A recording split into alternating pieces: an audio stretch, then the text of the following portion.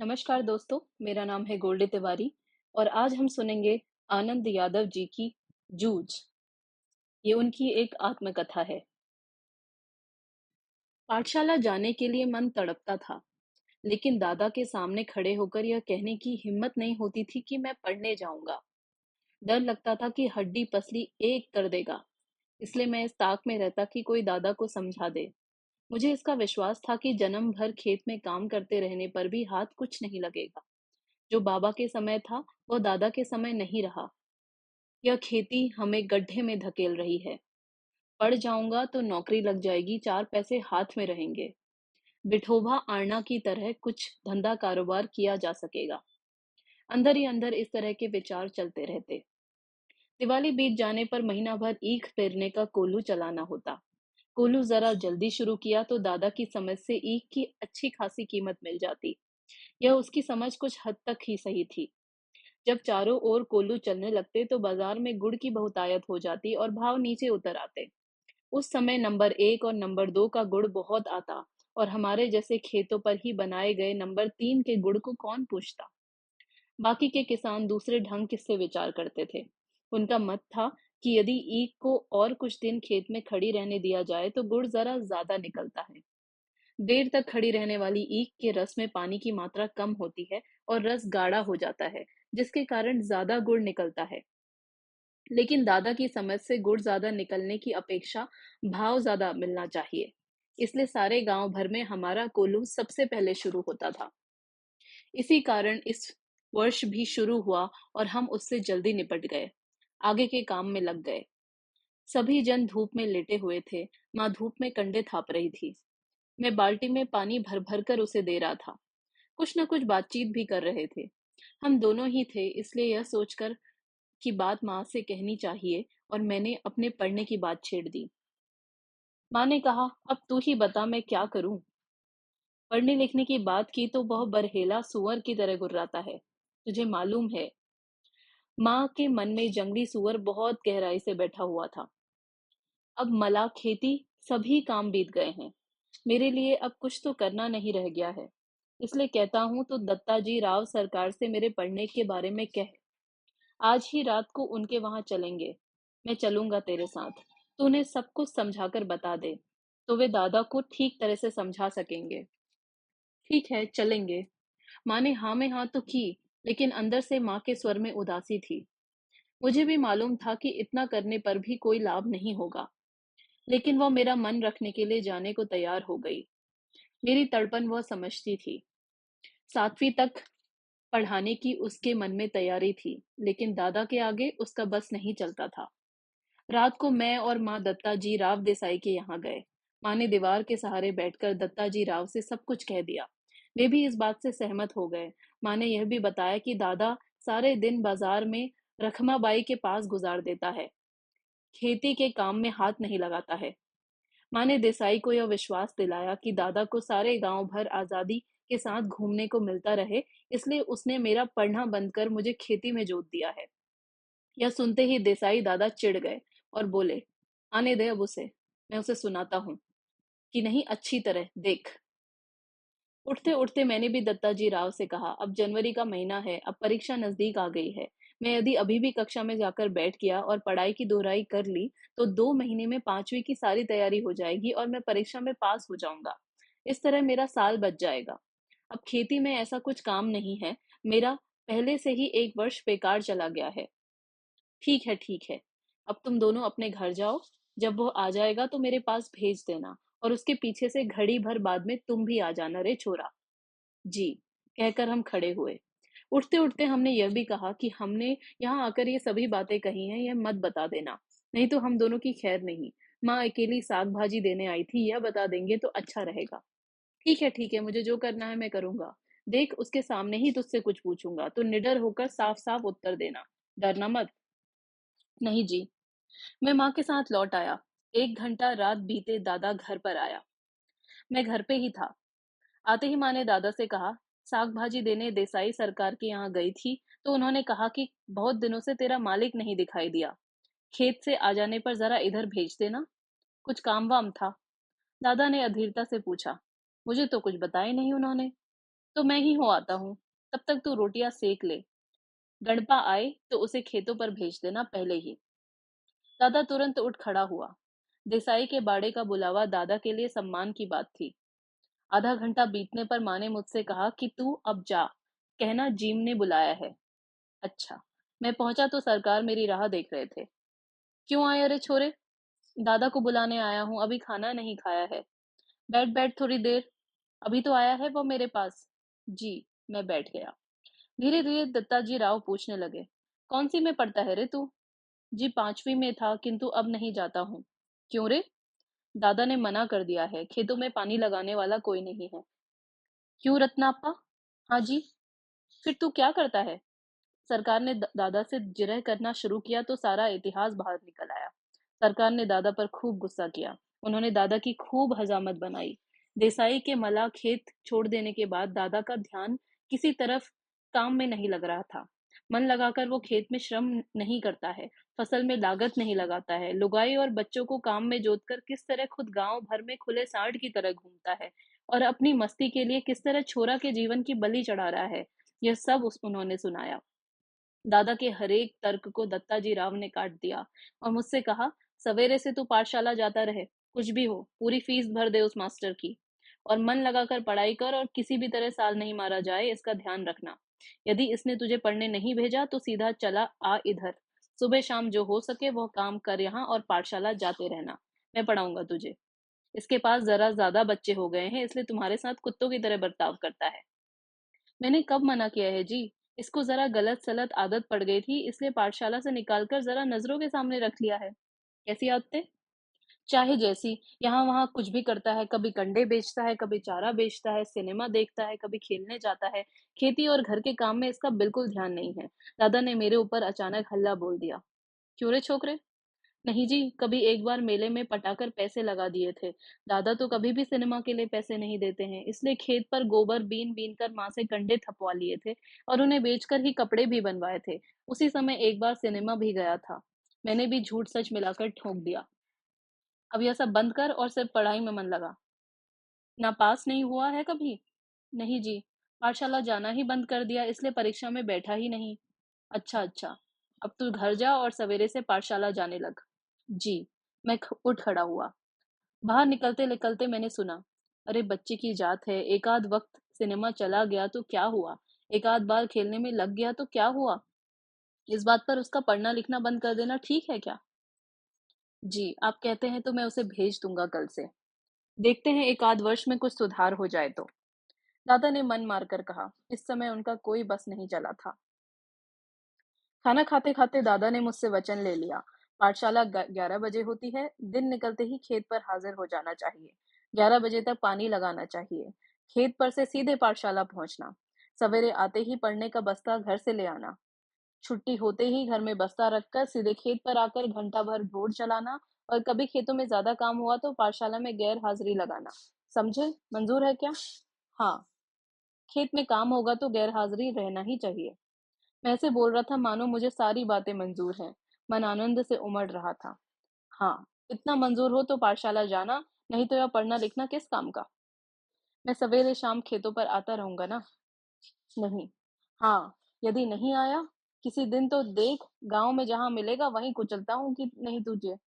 तेरे ऊपर पढ़ने का भूत सवार हुआ है, मुझे मालूम है, बलिस्टर नहीं होने वाला तू। दादा बार बार कुरकुर कर रहा था। मैं चुपचाप गर्दन नीचे करके खाने लगा था। रोते रोते पाठशाला फिर से शुरू हो गई।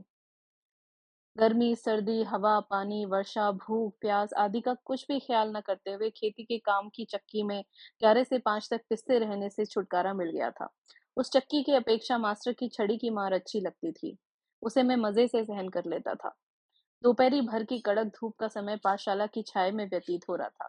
गर्मी के 2 महीने आनंद में बीत गए। फिर से 5वीं में जाकर बैठने लगा। फिर से नाम लिखवाने की जरूरत ही नहीं पड़ी। 5वीं नापास की टिप्पणी नाम के आगे लिखी हुई थी। वह 5वीं के ही हाजिरी रजिस्टर में लिखा रह गया था। पहले दिन कक्षा में गया तो गली के 2 लड़कों को छोड़कर कोई भी पहचान का नहीं था। मेरे साथ के सभी लड़के आगे चले गए थे। मेरी अपेक्षा कम उम्र के और मैं जिन्हें कम अकल समझता था, उन्हीं के साथ अब बैठना पड़ेगा। यह बात कक्षा में पहुंचने पर समझ में आई। मन खट्टा हो गया। बाहरी अपरिचित जैसा एक बेंच के एक सिरे पर कोने में जा बैठा। मास्टर कौन है, इसका पता नहीं था। पुरानी किताबों और पुरानी कॉपियों का उस कक्षा में कोई संबंध नहीं था। फिर भी लट्ठे के बने थैले में उन्हें ले आया था। बस अड्डे पर कोई लड़का अपनी पोटली संभाले किसी इंतजार में जैसे बैठा होता था, उसी तरह मैं अपनी पढ़ाई की पुरानी धरोहर संभाले बैठा था। क्या नाम है मेहमान? नया दिखाई देता है, या गलती से इस कक्षा में आ बैठे हो? कक्षा के सबसे ज्यादा शरारती चौहान के लड़के ने सामने आकर खिल्ली उड़ाने के स्वर में पूछा। मेरे ध्यान में आया कि मेरी पोशाक भी अजनबी जैसी है। बालूगढ़ी के लाल माटी के रंग में मटमैली हुई धोती और गमछा पहनकर मैं अकेला ही था। देखे देखे तुम्हारा गमछा, कहते हुए उसने मेरा गमछा खींच लिया। गया अब मेरा गमछा। पूरी कक्षा में इसकी खींचतानी होगी और फट जाएगा। मैंने यह सोचकर रुआसा हो गया। लेकिन वैसा कुछ भी नहीं हुआ। उस लड़के ने उसे अपने सिर पर लपेट लिया और मास्टर की नकल करते हुए उसे उतारकर टेबल पर रखकर अपने सिर पर हाथ फेरते हुए पुश की आवाज की। इतने में मास्टर आ गए और वो गुंडा झट से अपनी जगह पर जा बैठा। मेरा गमछा टेबल पर ही रहा। पहले दिन ही इस घटना ने मेरे दिल की धड़कन बढ़ा दी और छाती में धक धक होने लगी। रणवरे मास्टर कक्षा में आए। टेबल पर मटमैला गमछा देखकर उन्होंने पूछा, किसका है रे? मेरा है मास्टर। तू कौन है? मैं जकाते। पिछले साल फेल होकर इसी कक्षा में बैठा हूँ। गमछा ले जा पहले। उसने छड़ी से मेरा गमछा उठाकर नीचे डाल दिया। मैं उसे उठाने गया तो कहा, यहाँ क्यों रखा है मूर्खों की तरह? मैंने नहीं रखा मास्टर, उस लड़के ने मेरे सिर से छीन लिया और यहाँ रख दिया है। यह चौहान का बच्चा बिना बात के उठक पटक करता है, कहते हुए मास्टर उस लड़के की ओर चले गए।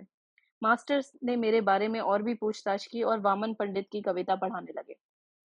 बीच की छुट्टी में मेरी धोती की कांच उस लड़के ने 2 बार खींचने की कोशिश की, लेकिन मैं फिर दीवार की तरफ पीट करके जा बैठा तो पूरी छुट्टी होने से पहले उठा ही नहीं। खिलौने के लिए बनाए गए कौवा के बच्चे को खुले में रख देने पर जैसे कौवे चारों ओर से उस पर चोंच मारते हैं, वैसा ही मेरा हाल हो गया। मेरी ही पाठशाला मुझे चोंच मार मार कर घायल कर रही थी।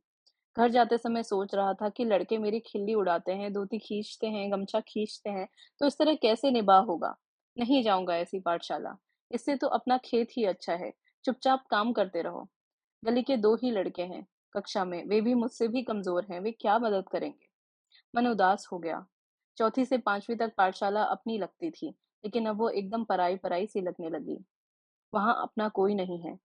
सवेरे हो जाने पर मैं उमंग में था। फिर से पाठशाला चला गया। माँ ने पीछे पकड़कर एक नई टोपी और 2 नाड़ी वाली चड्डी मैल खाओ रंग की 8 दिन से में मंगवा ली। चड्डी पहनकर पाठशाला में और धोती पहनकर खेत पर जाना शुरू हुआ। धीरे धीरे लड़कों से परिचय बढ़ गया। मंत्री नामक मास्टर कक्षा अध्यापक के रूप में बीच में आए। वे प्रायः छड़ी का उपयोग नहीं करते थे। हाथ से गर्दन पकड़कर पीठ पर घूंसा लगाते थे। पीठ पर एक जोर का बैठते ही लड़का हुक भरने लगता। लड़कों के मन में उनकी दहशत बैठी हुई थी। इसके कारण उधम करने वाले लड़कों को प्रायः मौका ही नहीं मिलता। पढ़ने वाले लड़कों को शाबाशी मिलने लगी। मंत्री मास्टर गणित पढ़ाते थे। एक आध सवाल गलत हो जाता तो उसे वे अपने पास बुलाकर समझा देते। एक आध लड़के की कोई मूर्खता दिखाई दी तो वे उसे वहीं ठोक देते। इसलिए सभी का पसीना छूटने लगता। सभी लड़के घर से पढ़ाई करके आने लगे। वसंत पाटिल नाम का एक लड़का शरीर से दुबला पतला किंतु बड़ा होशियार था। उसके सवाल हमेशा सही निकलते थे। स्वभाव से शांत, हमेशा पढ़ने में लगा रहता। घर से पूरी तैयारी कर कर आता होगा। दूसरों के सवालों की जांच करता था। मास्टर ने उसे कक्षा का मॉनिटर बना दिया। हमेशा पहली बेंच पर बैठा, बिल्कुल मास्टर के पास। कक्षा में उसका सम्मान था। मुझे वह लड़का मेरी अपेक्षा छोटा लगता था। मैं उससे पहले ही 5वीं में पहुंच गया था। गलती से मैं पिछड़ गया हूँ। इसलिए मास्टर को कक्षा की मॉनिटरिंग मेरे हाथ में सौंपनी चाहिए, मुझे ऐसा लगने लगा। दूसरी ओर यह भी लगता था कि मुझे 2 महीने में 5वीं की पूरी तैयारी करके अच्छी तरह पास होना है। कक्षा में दंगा करना और पढ़ाई की उपेक्षा करना मेरे लिए मुनासिब नहीं। हम तो इस कक्षा में ऊपरी हैं, हमें यह नहीं भूलना चाहिए। इन सब बातों के कारण मेरा सारा ध्यान पढ़ाई की ओर ही रहा और वसंत पाटिल की तरह ही पढ़ाई का काम करने लगा। मैंने अपनी किताबों पर अखबारी कागज के कवर चढ़ा दिए। अपना बस्ता व्यवस्थित रखने लगा। हमेशा कुछ न कुछ पढ़ने बैठता था। उसने यदि कक्षा में कोई शाबाशी का काम किया हो तो मैं भी दूसरे दिन वैसा ही कुछ करने लगा। मन की एकाग्रता के कारण गणित झटपट समझ आने लगी और सवाल सही होने लगे। कभी-कभी वसंत पाटिल के साथ-साथ एक तरफ से वह तो दूसरी तरफ से मैं लड़कों के सवाल जांचने लगा। इसके कारण मेरी और वसंत की दोस्ती जम गई। एक दूसरे की सहायता से कक्षा में हम अनेक काम करने लगे। मास्टर मुझे आनंदा कहकर बुलाने लगे। मुझे पहली बार किसी ने आनंदा कहकर पुकारा। माँ कभी आनंदा कहती, परंतु बहुत कम। मास्टरों के इस अपनेपन के व्यवहार के कारण और वसंत की दोस्ती के कारण पाठशाला में मेरा विश्वास बढ़ने लगा। नवा सौंदलेकर मास्टर मराठी पढ़ाने आते थे। पढ़ाते समय वे स्वयं रम जाते थे। विशेषतः वे कविता बहुत ही अच्छे ढंग से पढ़ाते थे। सुरीला गला, छंद की बढ़िया चाल और उसके साथ ही रसिकता थी उनके पास। पुरानी नई मराठी कविताओं के साथ-साथ उन्होंने अनेक अंग्रेजी कविताएं कंठस्थ की थी। अनेक छंदों की लय, गति, ताल उन्हें अच्छी तरह से आती थी। पहले वो एकाध कविता गाकर सुनाते थे, फिर बैठे-बैठे अभिनय के साथ कविता का भाव ग्रहण करते। उसी भाव की किसी अन्य कवि की कविता भी सुनाकर दिखाते। बीच में कवि यशवंत, वाव बोरकर, भारा तांबे, गिरीश, केशव कुमार आदि के साथ अपनी मुलाकात के संस्मरण सुनाते। वे स्वयं भी कविता करते थे। याद आ गई तो वे अपनी भी एकाध सुना देते। यह सब सुनते हुए, अनुभव करते हुए मुझे अपना भान ही नहीं रहता था। मैं अपनी आँखों और कानों में प्राणों की सारी शक्ति लगाकर, दम रोककर मास्टर के हाव-भाव, ध्वनि, गति, चाल और रस पीता रहता। सुबह-शाम खेत पर पानी लगाते हुए या ढोर चराते हुए अकेले में खुले गले से वे सारी कविताएँ मास्टर के ही हाव-भाव, यति-गति और आरोह-अवरोह के अनुसार ही गाता। उन कविताओं के अर्थों में खिलता हुआ मैं आगे-पीछे आता जाता था। मास्टर जिस प्रकार बैठे-बैठे ही अभिनय करते थे, मैं पानी लगाते-लगाते वैसा अभिनय करता था। क्यारियाँ पानी से कब की भर गईं, इसका भान भी नहीं रहता था। मास्टर की चाल पर दूसरी कविताएँ भी पढ़ी जा सकती हैं, इसका पता मुझे उसी समय चला। इन कविताओं के साथ खेलते हुए मुझे 2 बड़ी शक्तियाँ प्राप्त हुई। पहले ढोर चलाते हुए, पानी लगाते हुए, दूसरे काम करते हुए अकेलापन बहुत खटकता था। किसी के साथ बोलते हुए, गपशप करते हुए, हँसी-मज़ाक करते हुए काम करना अच्छा लगता था। हमेशा कोई न कोई साथ में होना चाहिए, ऐसा लगता था। लेकिन अब अकेलेपन से कोई ऊब नहीं होती। मैं अपने आप में ही खेलने लगा। उल्टा अब तो ऐसा लगने लगा कि जितना अकेला रहूँ, उतना अच्छा। इस कारण कविता ऊंची आवाज में गाई जा सकेगी, किसी भी तरीके का अभिनय किया जा सकेगा। कविता गाते गाते थुई थुई करके नाचा जा सकता था। मैं सचमुच ही नाचने लगता था। मैंने अनेक कविताओं को अपनी खुद की चाल में गाना शुरू किया।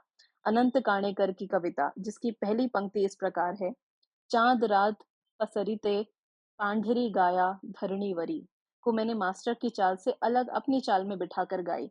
यह चाल एक सिनेमा के गाने पर आधार पर थी। वो गाना केशव करणी जाति नामक छंद में था। उस कविता को मैं मास्टर की अपेक्षा ज्यादा अभिनय के साथ गाता था। चेहरे पर कविता के भाव पैदा करने का प्रयत्न करता था। मास्टर को मेरा प्रयत्न इतना अच्छा लगा कि उन्होंने छठी सातवीं कक्षा के सभी लड़कों के सामने मुझे बुलाकर गवाया। पाठशाला के एक समारोह में भी उससे गवाया।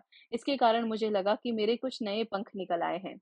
मास्टर स्वयं कविता करते थे। अनेक मराठी कवियों के काव्य संग्रह उनके घर में थे। वो उन कवियों के चरित्र और संस्मरण बताया करते थे। इसके कारण ये कवि लोग मुझे आदमी ही लगने लगे थे। खुद सौदल सौदलगेकर मास्टर कवि थे। इसलिए यह विश्वास हुआ कि कवि भी अपने जैसा ही एक हाड़ मांस का, क्रोध लोभ का मनुष्य ही होता है। मुझे भी लगा कि मैं भी कविता कर सकता हूँ। मास्टर के दरवाजे पर छाई हुई मालती की बेल पर मास्टर ने कविता लिखी थी। वो कविता और वो लता मैंने दोनों ही देखी थी। इसके कारण मुझे लगता था कि अपने आसपास, अपने गाँव में, अपने खेतों में कितने ही ऐसे दृश्य हैं जिन पर मैं कविता बना सकता हूँ। यह सब कुछ अनजाने में ही होता रहता था। भैंस चराते-चराते मैं फसलों पर, जंगली फूलों पर तुकबंदी करने लगा। उन्हें ज़ोर से गुनगुनाता भी था और मास्टर को दिखाने लगा। कविता लिखने के लिए खीसा में कागज़ और पेंसिल रखने लगा। कभी वह न होते तो लकड़ी के छोटे-छोटे टुकड़े से भैंस की पीठ पर रेखा खींचकर लिखता था या पत्थर की शिला पर कंकड़ से लिख लेता था। जब कंठस्थ हो जाती तो पोंछ देता। किसी रविवार के दिन एकाध कविता बन जाती, सोमवार के दिन तो मास्टर को दिखाता। बहुत बार तो सवेरा होने तक धीरज छूट जाता और मैं रात को ही मास्टर के घर जाकर कविता दिखाता। वे उसे देखते और शाबाशी देते।